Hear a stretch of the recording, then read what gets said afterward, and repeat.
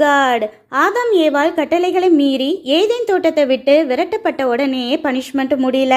வேர்வை சிந்தி சம்பாத்தியம், கஷ்டமான வழியுடன் பிரசவம், பொறாமை பிடித்த கொலைகாரனான மூத்த பிள்ளை காயின், ஆத்ம சரீர மரணம்னு எப்படி ஒரு பாவம் தேவனையே விட்டு பிரிச்சிருச்சு பார்த்தீங்களா? ஆனால் உண்மையிலே தேவ திட்டம் என்ன? என் பிள்ளைங்க என்னோடு ஆசீர்வாதமா சந்தோஷமா ஏதேன் தோட்டத்தில் ஒன்றா இருக்கணுங்கிறது தான் தேவ விருப்பம்.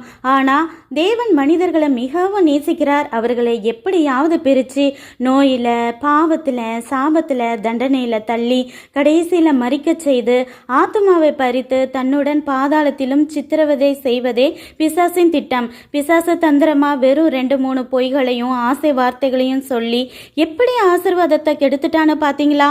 ஸோ பிசாசுக்கும் பாவத்துக்கும் இடம் கொடாமல் எதிர்த்து நில்லுங்கள். இப்போ சொல்லுங்க, பிசாசு தரும் ஆப்பிள் சிறந்ததா, தேவன் தரும் ஜீவ விருட்சம் சிறந்ததா?